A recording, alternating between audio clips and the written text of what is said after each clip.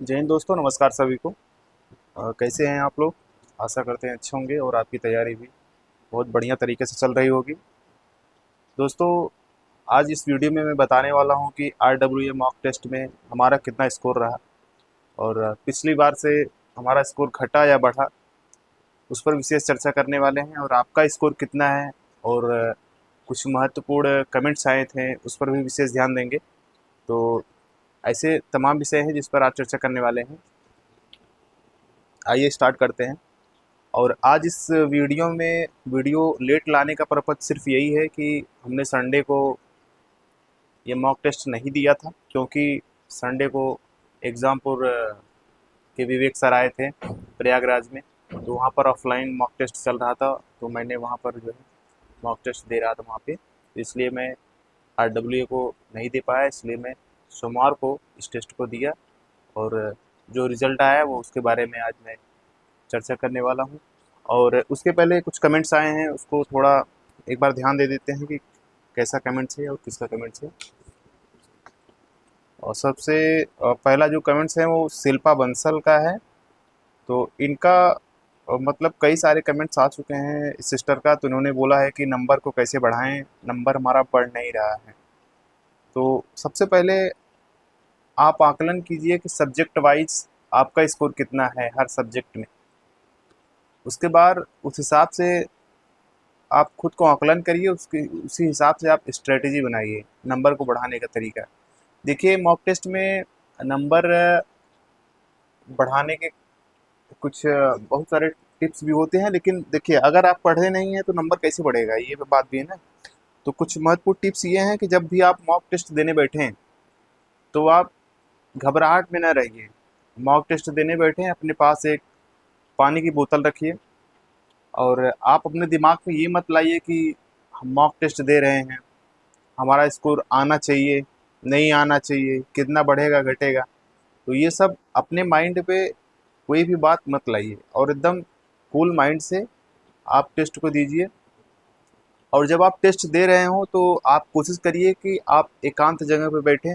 अगर आप संभव हो तो लाइब्रेरी वगैरह में आप लोग टेस्ट दीजिए। अगर कहीं बाहर रह के पढ़ाई कर रहे हैं, तो अगर गांव में भी हैं तो ऐसी जगह आप जो है ऐसी जगह का चुनाव करिए जहाँ बिल्कुल शांति हो। घर में है एकदम कोना है तो वहीं पे बैठिए जहाँ बिल्कुल किसी भी तरह की कोई अशांति ना हो। ठीक है, तो वहीं पे बैठ कर आराम शांति से अगर आप देंगे और बिल्कुल धैर्य बना के एकदम एक और जल्दबाजी ना करें टेस्ट देने में जल्दबाजी ना करें कि अभी मुझे जो है पूरा 150 करना है। 150 के बारे में कभी ना सोचें कि हमें पूरा करना है। अगर आप सोचेंगे हमें पूरा करना है तो आप घबराहट में अपने प्रश्नों को गलत कर देंगे। तो इस तरह से आप बैठ के आप खुद से आकलन करिए वहाँ पर। उसके बाद जब आप टेस्ट दे रहे हों तो आप एक एक प्रश्न को बहुत ही ध्यान से दीजिए।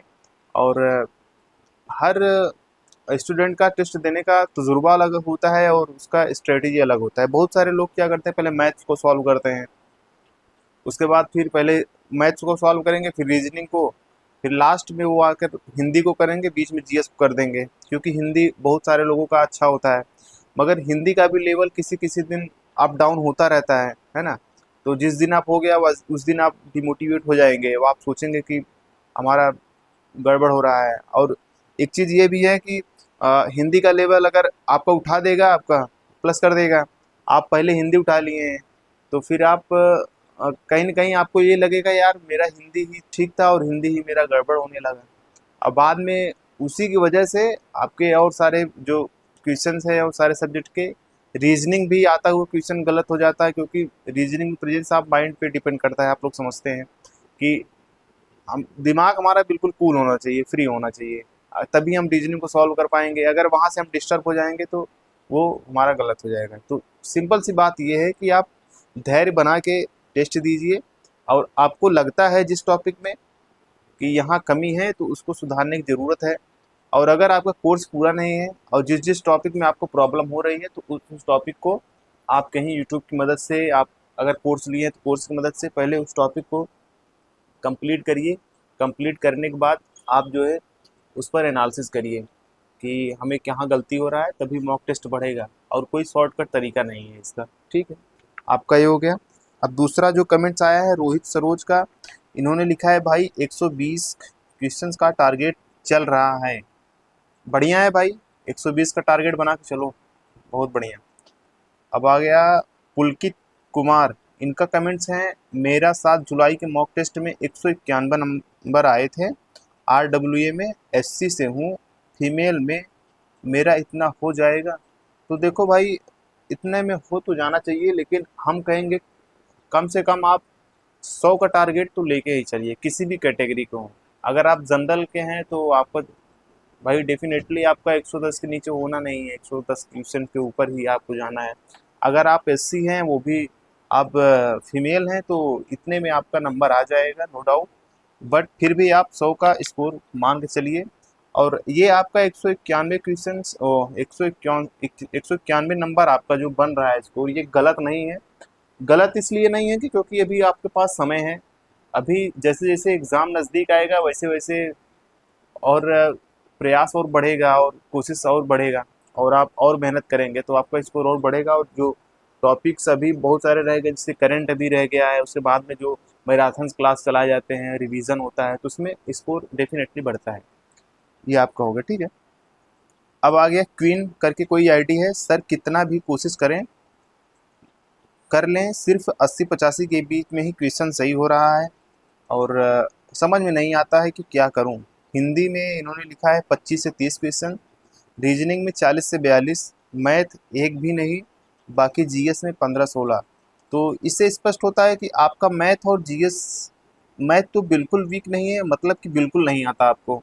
कम से कम आपको 10 मैथ तो आना ही चाहिए कम से कम। अगर आप यूपी पुलिस की जॉब लेने जा रहे हैं तो आपको कम से कम 10 मैथ आना चाहिए। अगर आप मैथ पूरा स्किप कर देंगे तो फिर मामला गड़बड़ हो जाएगा। तो मैथ के लिए आप देखिए, आप किसी न किसी टीचर को पकड़ लीजिए, तो फिर आप आदित्य रंजन सर के जो 17 क्लास हैं उसको आप अटेंड कर लीजिए, शायद कुछ आपको फ़ायदा हो सकता है। तो उसको आप देखिए, और इसको स्किप ना करें कि बिना मैथ के मैं जो है सिलेक्शन हमारा हो जाएगा। मैथ इम्पोर्टेंट है यार, मैथ तो ज़रूरी है। और बाकी जीएस में 15-16, देखिए जीएस में 15-16 आपका हो रहा है, तो थोड़ा और प्रैक्टिस करिए 15-16 में। देखिए हमें लगता है कि ये जो 15-16 हो रहा है वो ओवरऑल मिला के, सबसे पहले आप यूपी जीके को स्पष्ट रूप से ध्यान दीजिए। यूपी जीके में आपका 7 से 8, कभी कभी 10 क्वेश्चन भी आ जाता है। तो यूपी जीके अगर आप तैयार कर लेते हैं, और यूपी जीके हमको लग रहा है जीएस में सबसे आसान है, वही एक टॉपिक। उसके बाद जो आपका विविध का टॉपिक हो जाता है, विविध में जिसको पुलिसिया रीजनिंग बोलते हैं आम भाषा में, तो उसको आप तैयार कर लीजिए। हिस्ट्री, जियोग्राफी, इन सब के चक्कर में ज़्यादा मत पड़िए। इनका सब्जेक्ट समझ समझ लो समुंदर के जैसे अथाह है, बहुत ज़्यादा है, तो इनको आप कितना तैयार करोगे। तो ज़्यादा बढ़िया है कि आप इसको पहले स्किप करके, अगर आपको आ रहा है, पढ़ रहे हैं, तो मतलब हम ये नहीं कह रहे पूरी तरह छोड़ दीजिए, लेकिन सबसे पहले जीएस में जिसका ज़्यादा वेटेज है, जैसे यूपी जीके का वेटेज है, उसके बाद आपका विविध का वेटेज है ना। जैसे जीएसटी हो गया, विमुद्रीकरण हो गया, आपका प्रशासनिक विभाग हो गया, इस सब, तो यहाँ से क्वेश्चन पूछे जाते हैं, तो उस पर भी आप जो है और फोकस करिए, उस पर भी आपका नंबर जो है बढ़ना चाहिए, ठीक है।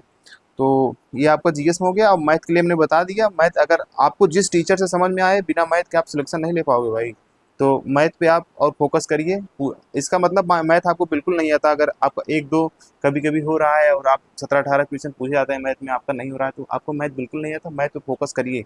इसके साथ साथ इसको स्किप ना करिएगा कि मैं हिंदी और रीजनिंग को छोड़ दूँ, उसके बाद मैथ को पकड़ लो। अगर आप मैथ को पकड़ लोगे, इसको छोड़ दोगे, उसके बाद फिर आप इसको भूलने लगोगे, पिछले की चीज़ों को भूलने लगोगे, फिर बाद में इसको पकड़ोगे, फिर इसको छोड़ोगे।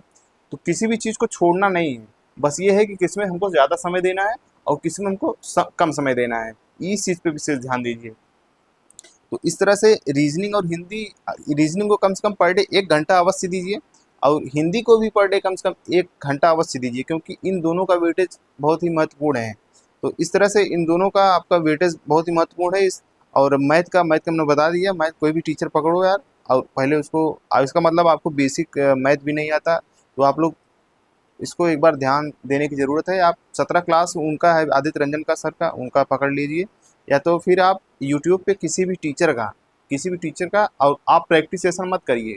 टॉपिक वाइज पहले परसेंटेज, फिर आपका profit and loss, alligation, CI SI, तो इस तरह से आप सीक्वेंस बनाकर एडवांस मैथ में मत जाइए। एडवांस मैथ जैसे मेंसुरेशन में जो 2 क्वेश्चन पूछे जाते हैं वहाँ से 3D 2D से, वो वहाँ पे मत जाइए। आप सबसे पहले इसको कवर कीजिए, और सिर्फ अरिथमेटिक पे आप ध्यान दीजिए, और हम तो कह रहे हैं कि अगर नहीं समझ में आ रहा है तो आप जो है आपका नंबर सिस्टम भी छोड़ दीजिए, लेकिन सबसे पहले ये जो आसान क्वेश्चन बन रहे हैं इसको इसको ध्यान दीजिए। कम से कम 10 का टारगेट बना के चलिए, कम से कम 10 तो होना ही चाहिए अगर आप फीमेल में हैं और इतना आपका स्कोर आ रहा है तो। ठीक है, चलिए अब आगे आते हैं। सूरज यादव भाई, आज के टेक्स्ट बुक में मानसिक अभिरुचि में 20 में से 19 राइट हैं। टेक्स्ट बुक में, तो टेक्स्ट बुक का इन्होंने आकलन किया है भाई, बहुत बढ़िया यार, 20 में 19 राइट है, सही है आपका। ठीक है, अब आता है सत्यम तिवारी, भैया जी डे डेट्स होती है उसे भूल जाते हैं, मतलब डेट्स याद होती हैं उसे भूल जाते हैं। तो भूलना तो ये तो एक ह्यूमैनिटीज़ का जो है क्वालिटीज़ है यार, उसमें तो भूलोगे ही। कोई भी पढ़ेगा तो भूल जाएगा, हम स्वयं भूल जाते हैं। अब कोई भी यार, ये तो सिंपल तरीका है, कोई दिक्कत नहीं है भूलना। पढ़ने से लगा रहता है, बराबर रिवाइज करिए, नहीं भूलेंगे। अब आता है कि आज के मॉक टेस्ट में हमारा क्या स्कोर रहा उसके बारे में आकलन करते हैं। तो हमारा जो करेक्ट क्वेश्चन हुआ है वो 112 क्वेश्चन सही है, और इनकरेक्ट में 29 क्वेश्चंस, यानी कि ओवरऑल हमारा 209 नंबर बन रहा है, 209.5 नंबर बन रहा है ना। और हमने अनअटेम्प्ट मतलब हमने टच नहीं किया, ना क्वेश्चन हमने छुआ नहीं। अब आइए देखते हैं सब्जेक्ट वाइज हमारा कितना हो रहा है। तो जीएस में मेरा 23 सही है, 23 सही, इसमें से 9 गलत है और 6 हमने नहीं किया है। और जो समय हमारा लगा है 7 मिनट 32 सेकंड लगा है वो जीएस में। और हिंदी की बात करें तो हिंदी आज हमारा ज़्यादा गलत हो गया है, 26 सही हुआ है और 11 गलत हुआ है। समय 15 मिनट 32 सेकंड लगा है इसमें, है ना। और रीजनिंग की बात करें तो रीजनिंग हमारा अच्छा हुआ है, 47 क्वेश्चन सही है, और 1 घंटा 3 मिनट इसमें लगा है, मान चलिए। और 8 क्वेश्चंस गलत हुए हैं। रीजनिंग में हिंदी में मैं क्वेश्चन छोड़ता नहीं हूँ, ओवरऑल करता हूँ, और क्योंकि इसमें कोई छोड़ने लायक होता नहीं है, और बाद में सही गलत का वो अपनी जगह है। तो ये हो गया, रीजनिंग का 47 क्वेश्चन सही है हमारा। और मैथ में हमारा 16 सही है, और इसमें 3 हमने नहीं किया था, छोड़ दिया था, और 1 गलत है। पूरा ओवरऑल 17 अटेम्प्ट किए थे, 16 सही है उसमें से। तो इसमें हमारा मैथ में हमारा 25 मिनट जो है लगा है।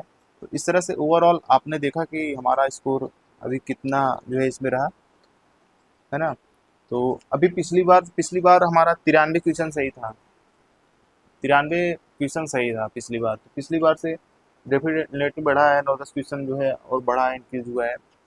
अब आते हैं बात टेलीग्राम ग्रुप की, बात करते हैं। तो टेलीग्राम ग्रुप पे बहुत सारे मित्र जो है जुड़े हैं और आपस में डिस्कशन भी करते हैं, अच्छा लगता है कि कोई भी क्वेश्चन हुआ। अभी आरडब्ल्यूए का ज़्यादातर क्वेश्चन उसमें आता है, और अलग अलग टीचर का भी बताते भी हैं कि कौन टीचर अच्छे हैं, कौन टीचर नहीं सही हैं, जीएस के लिए हमें क्या करना चाहिए, और ये सब तमाम चर्चाएं होती रहती हैं टेलीग्राम पे।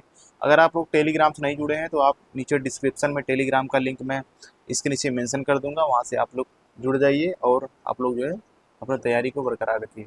दोस्तों, एक सूचना जो निकल के आ रही है, और आज पेपर कटिंग में आई थी कि आपकी जो डेट्स हैं वो जल्दी कंफर्म हो जाएंगी, क्योंकि आपके जो एग्ज़ाम सेंटर थे वो चयनित हो चुके हैं। तो जल्दी आपकी डेट्स जो है वो कंफर्म कर दी जाएगी। तो डेफिनेटली हमें लगता है कि डेट एक आध महीने में आ जाना चाहिए एग्ज़ाम डेट के लिए।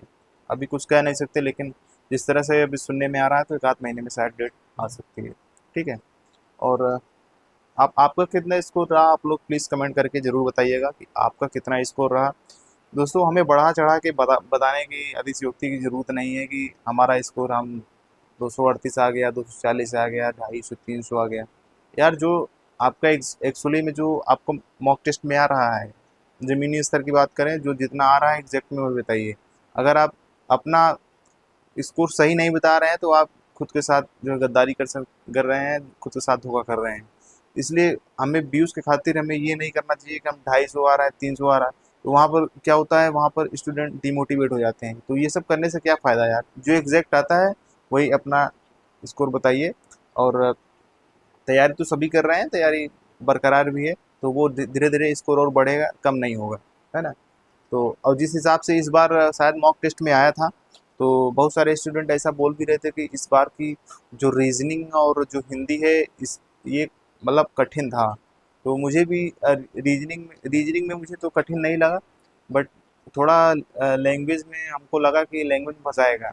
बट जो हिंदी के क्वेश्चन थे, हिंदी में वो भी थोड़ा हमको लगा कि हाँ इसका थोड़ा हमको अप लगा उसका लेवल की हिंदी का हाई थोड़ा। हाँ, तो इस तरह से कह सकते हैं, इसलिए स्कोर में थोड़ा कम हुआ है। अगर हिंदी में हम कह रहे हैं कि हमारा 26-27 सही हुआ है, हम कह रहे हैं कम से कम पाँच पाँच और सही होता तो हमारा 32 हो जाता। हाँ, 31-32 हो जाता उधर से, अगर अच्छा सही होता तो हिंदी थोड़ा और सही होता तो फिर आपका स्कोर और बढ़ जाता। और रही हाल, हम कह रहे हैं कि ओवरऑल अगर फाइनल रिजल्ट में अगर आप 47 इधर लेके आ रहे हैं, उधर 16 क्वेश्चन मैथ में हो रहा है, तो जीएस में कम से कम 30 प्लस तो टारगेट करना ही है। अगर 30 प्लस आपका टारगेट हो जाता है तो आपका फिर हमको लग रहा है कि सही है फिर। और उधर कम से कम नहीं तो 33-34 आपको मैथ में करना ही चाहिए, ओ सॉरी, आपको हिंदी में करना ही करना है। तो इस तरह से आपका लगभग 115 क्वेश्चन के आसपास में आप पहुंच जाओगे, तो आप सेफ स्कोर में सेफ स्कोर में आपका डेफिनेटली आप पहुंच पाएगा। और इसमें कोई दिक्कत नहीं है। बाकी अपनी तैयारी करते रहिए। आपका स्कोर कितना रहा एग्जैक्ट बताइएगा, बढ़ा चढ़ा के नहीं, कितना है कितना नहीं है। आप सभी को नमस्कार। आप लोगों ने सुना और देखा, और आप लोगों के समर्थन बराबर मिल रहे हैं, आप लोगों के कमेंट्स बराबर आ रहे हैं। कमेंट्स करके ज़रूर बताइएगा कि आपके स्कोर कितना रहा। और अगर आप कमेंट्स करेंगे तो आपका अगले वीडियो में आपका भी नाम शायद आ सकता है, और आपकी जो भी प्रॉब्लम्स है उसको मैं यहाँ पर अभी मैं शेयर करने वाला हूँ लोगों से। ठीक है, धन्यवाद, शुक्रिया आप सभी का। नमस्कार।